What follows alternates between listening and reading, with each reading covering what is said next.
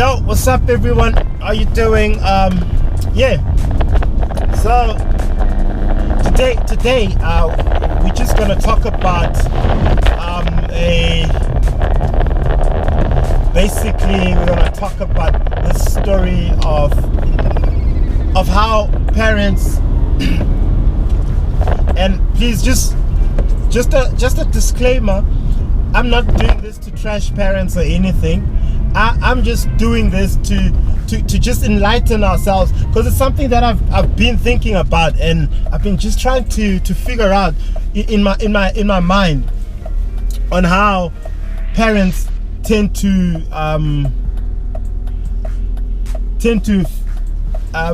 if I could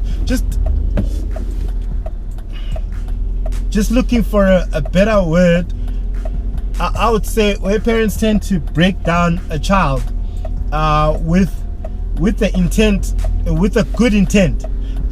Yeah, if I could lack of a better word. So what parents do is they break down a child with a good intent. And how parents do that, and why I keep saying how they is because I'm not yet a parent, right? So for me, it's like when you're young, your parent would say, your parents would say, oh, you can be anything you want to be. You can become you can become anything in life you want to be.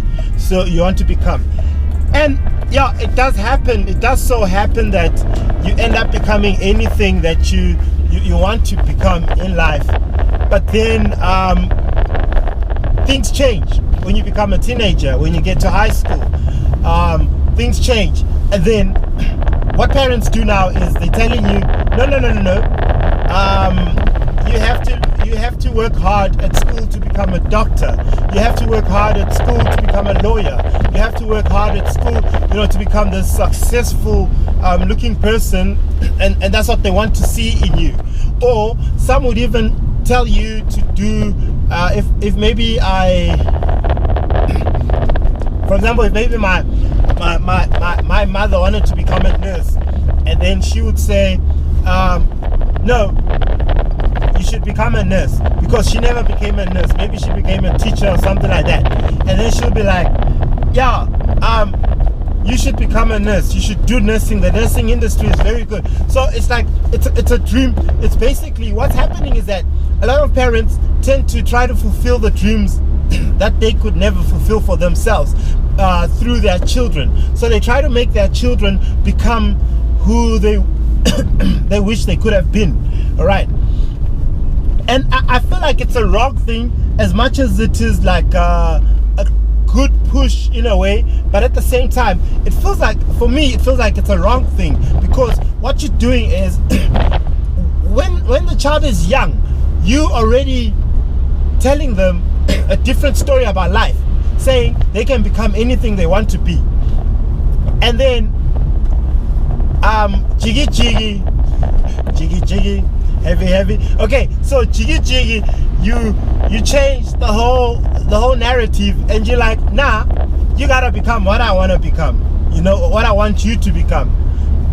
I feel like it's you being double standard in a way, because now what you're teaching your child is, you're not teaching them to become straightforward or straight to the point about life or about the happenings of life. You are basically breaking them down, and through your breaking them down, you are making them think as though life has got double standards, right? The main reason why actually I kind of like came into this conversation is because the one time about a month ago, there's this one teen that asked me the question, and he was like, he's like, yo Elvis, tell me something. Why is it that when we were young, parents, meaning him, because he's a teenager, he's like, when we were young, why is it that parents used to tell me, I can be anything, totally anything I want to be? and then now that I'm grown up, you know, it's a different story. They telling me no, I cannot be anything that I want to be. I have to be what they want me to be, you know, type of thing. And I was like, why do you say that? Like, but like, look, when I was young, my dad would tell me, and my mom, they'll tell me that, you know, I can be anything I want to be. And now I've decided I want to be a fashion designer and then all of a sudden they're telling me no, I can't be. And then I kind of looked at it as, you know, some of these things, this is my own perception about this. Is some of the ways we do things are actually some of the causes of anxiety and PTSD, you know. Reason being that a lot of kids now are pressured to do things in order for them to satisfy their parents, and it just changes the whole narrative of how their life was said to be. But just because they want to make their parents happy before they can make themselves happy, and then at the end of the day, it's now they've got so much pressure in doing this that they some end up resorting to things like alcohol, and resorting to things like drugs, and resorting to a whole lot of different things just to get out of that pressure, you know. And these are the things that we don't normally see, or we don't normally look at, especially once we get older, because now we are looking at a way of that. We are looking at the whole reasoning behind becoming a successful person. And I feel like being a successful person is there's a whole lot of ways to become successful as a person. And I would look at things in the sense of, for example, I would look at, you know, being black. You know, we have this whole idea of, for example, if I have a business, I am not going to teach my child how the business works, but I want my child to become a successful doctor, a medical doctor, or a successful lawyer, or a successful pilot. Or, you know, I want to see my child do all these big things, and yet actually my child could do the big things within the space that I'm in. I could actually teach them the trade that I'm doing, you know, and make them better. That's the number one thing that we could do. Another thing that we could do is that as a parent, we need to identify what your child is. You know, what type of things your child likes, or what are the type of things that your child desires. You know, what type of a character is that? What character trait is your child? Look at their passion. You know, if they want to play sport, let them play sport. They can be the next Sia Kolisi. They can be the next Brian Lara. They can be, you know, they can be, they just can't be the next anything, you know, Usain Bolt. But it's all about how you push them, and how you lift their spirits up. Because every time we're breaking kids down, we're breaking young people down because of the pressures that we are always pushing them with. And at the end of the day, when you find your child is not doing, basically has taken a wrong turn, and you're like, yeah, but you don't listen at all. And it's not about them listening, but I would say, have you sit down and listen to your child, actually?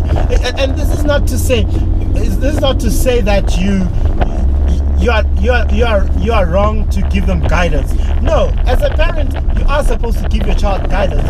But have you ever listened to your child just to understand who they are and what they are about, what their life desires are, and maybe have that.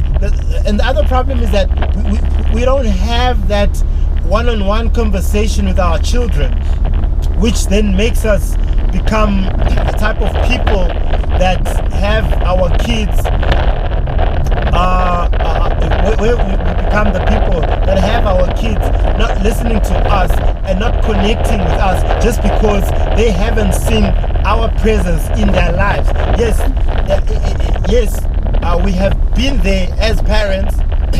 Now I'm speaking as a parent, but now we have been there as parents, but have we really been in their lives? Or what impact have we caused? What inspiration have we made in their lives? Because really God inspired. What God did is He inspired life into us. Okay, so how then as a parent? Because now when we're looking at God as a parent as well. But at the same time, if we're looking at God as a parent, then we should see God in our parents, right? So as we look at our parents, what inspiration do they give us, or what presence, what type of what's their presence in our lives? So those are the things that we need to kind of understand and kind of look into. So as we look at those scenarios, I just feel like we as the older generation need to start understanding, especially like for me, I don't have kids yet. So by the time I start having kids, then I have to understand that, my child, I need to tell them, if I'm going to tell them, you can be anything you want to become, then I have to continue with that theory all the way, and if I'm going to tell them, listen, I think, let us say you can become a doctor, you can become, put them in that line then, because a lot of people end up committing things like suicide or becoming drug addicts just to get away, or becoming alcoholics just to get away from the pressures of life that were already created by the people that their parents are, and yet their parents are doing this in love, but they don't understand the fact that this is in love. They understand it as, oh, my parents don't want to see me happy.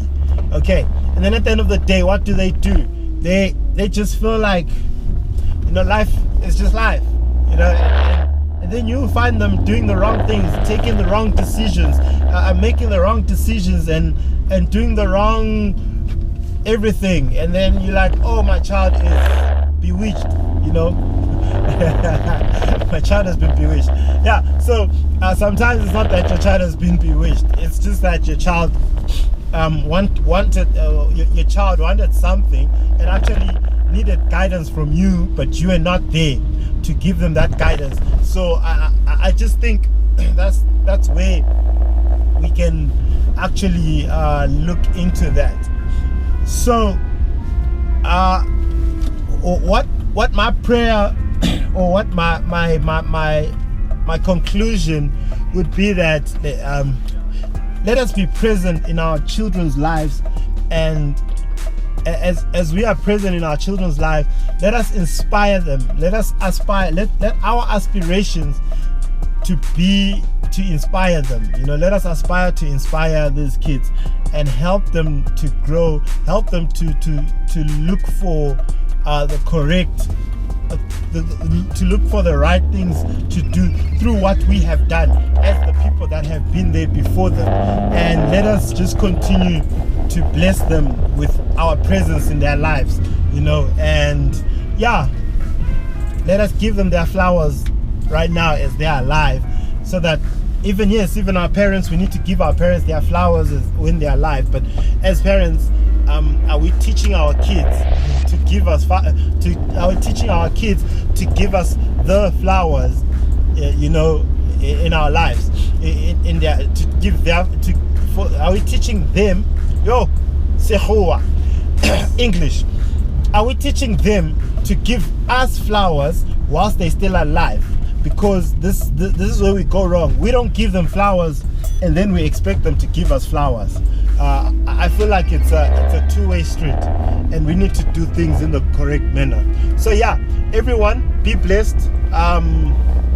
Let us just continue to stay clean, stay fresh, and enjoy life, and not struggle.